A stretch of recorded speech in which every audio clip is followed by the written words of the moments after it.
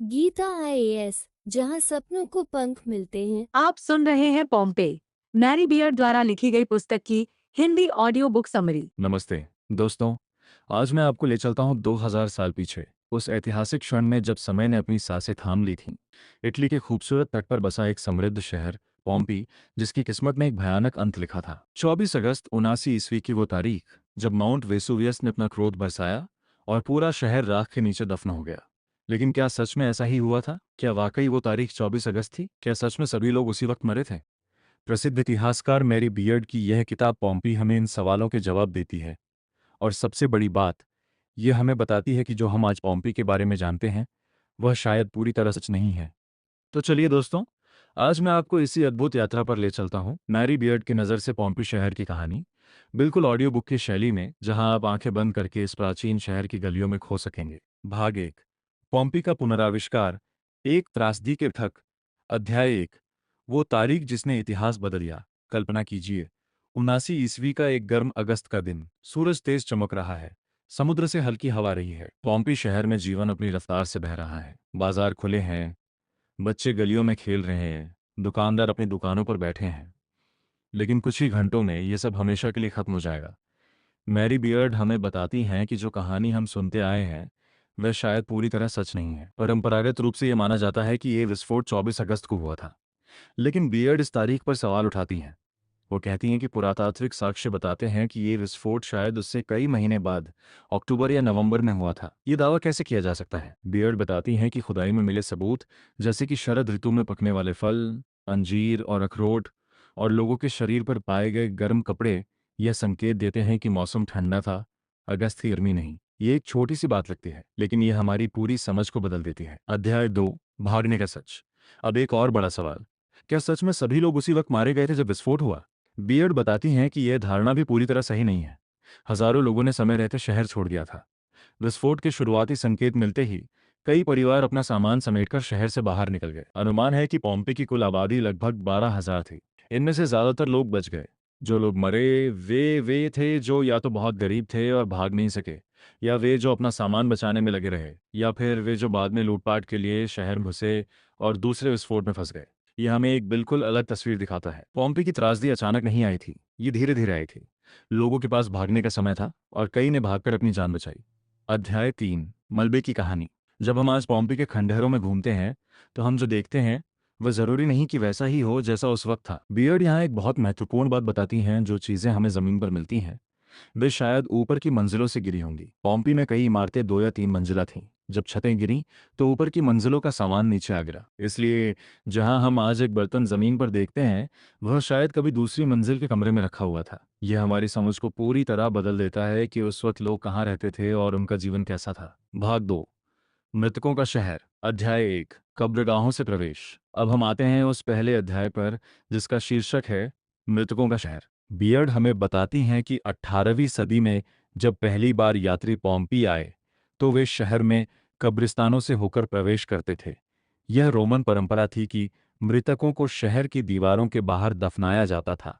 आज हम एक व्यवस्थित पुरातात्विक स्थल में प्रवेश करते हैं, लेकिन तब यात्री सबसे पहले मृतकों के नगर से गुजरते थे। ये एक अलग ही अनुभव रहा होगा। चारों तरफ कब्रें, स्मारक, मृतकों की याद में बनी संरचनाएं। ये दृश्य उन यात्रियों को मानव जीवन की क्षणभंगुरता की याद दिलाता था, कि हम सबको एक दिन मरना है, चाहे हम ऊंचे हों या नीचे। अध्याय 2, कब्रों में छिपी असमानता। लेकिन बियर्ड हमें यह भी बताती हैं कि मृत्यु और स्मरण में भी असमानता थी। पोम्पी की कब्रें सामाजिक पदानुक्रम को साफ दिखाती हैं। जहां अमीर लोगों के लिए भव्य मकबरे बनाए गए, वहीं गरीब लोगों की कब्रों की कोई देखभाल नहीं की गई। बियर्ड एक उदाहरण देती हैं, मार्कस ओबेलियस फिर्मस का मकबरा।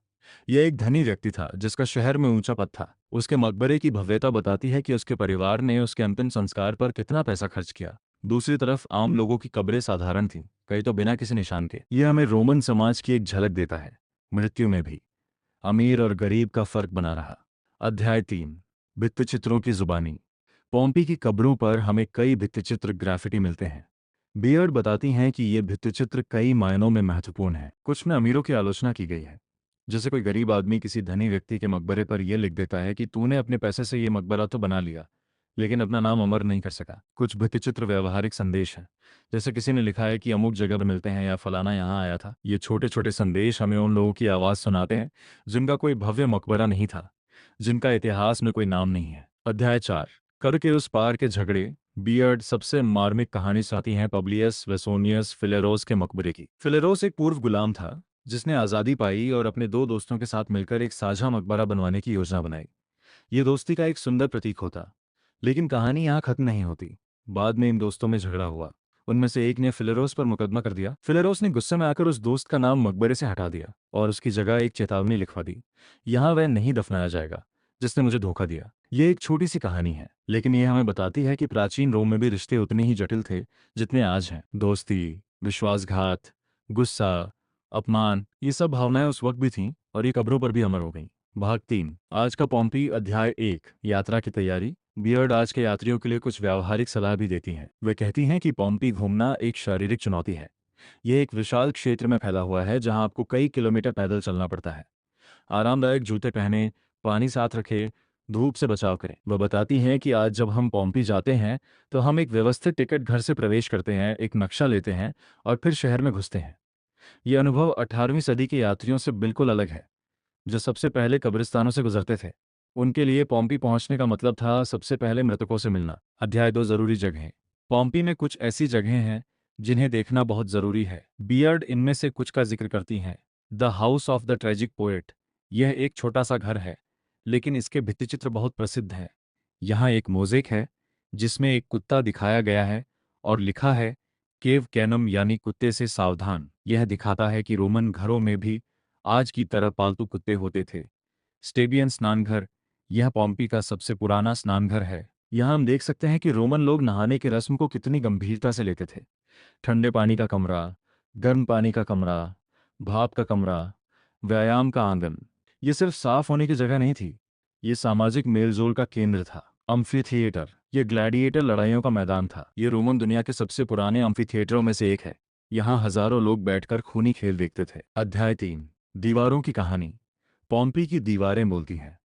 हर जगह भित्तिचित्र हैं, राजनीतिक नारे, विज्ञापन, प्रेम संदेश, गालियां, यहाँ तक कि कविताएं भी। एक दीवार पर किसी ने लिखा है, मैंने यहाँ अपनी प्रेमिका से मुलाकात की और हमने चूमा।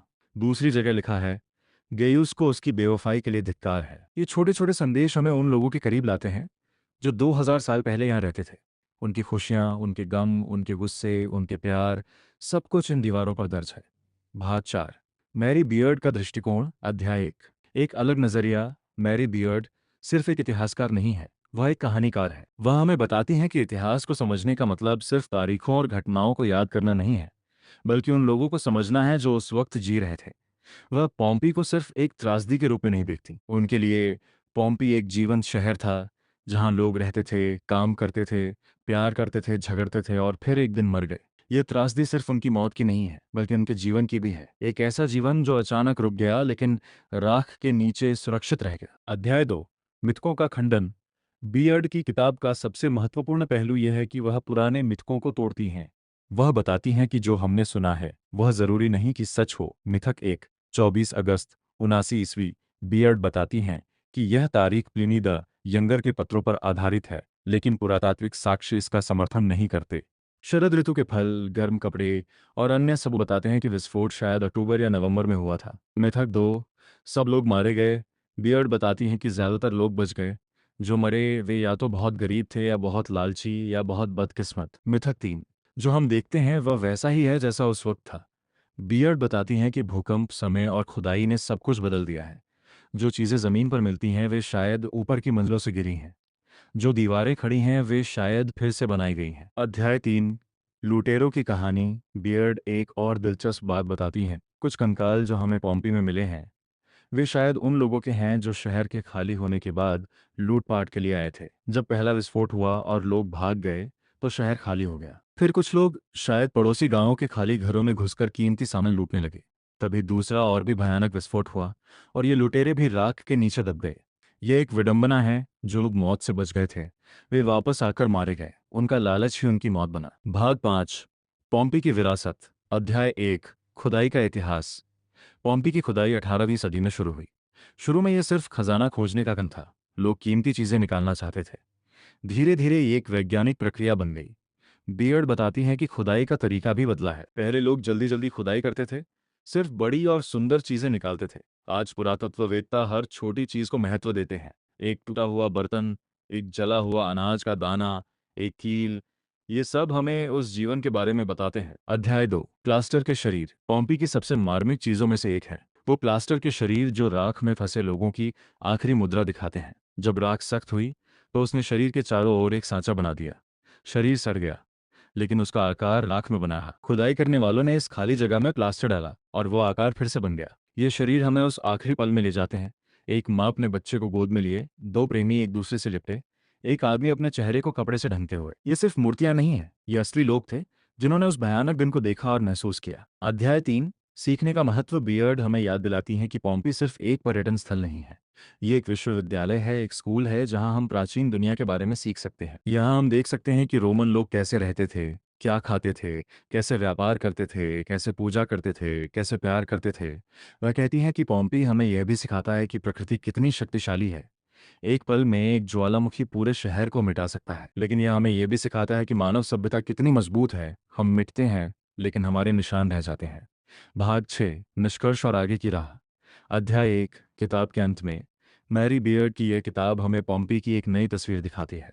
एक ऐसा शहर जो सिर्फ मौत का प्रतीक नहीं है बल्कि जीवन का भी प्रतीक है। यह हमें बताती है कि इतिहास को समझने के लिए हमें पुरानी कहानियों पर सवाल उठाने पड़ते हैं, नए सबूतों को देखना पड़ता है और सबसे महत्वपूर्ण उन लोगों की आवाज़ सुननी पड़ती है जो खुद नहीं बोल सकते। अध्याय 2, आगे पढ़ने के लिए। बियर्ड किताब के अंत में एक विस्तृत ग्रंथ सूची देती है उन लोगों के लिए जो पोम्पी के बारे में और जानना चाहते हैं। इसमें पुरातात्विक किताबें हैं, प्राचीन ग्रंथ हैं, आधुनिक अध्ययन है। ये उन सभी के लिए एक खजाना है जो इस विषय में गहराई से उतरना चाहते हैं। अध्याय 3, आखिरी विचार। तो दोस्तों, ये थी मैरी बियर्ड की नज़र से पोम्पी की कहानी।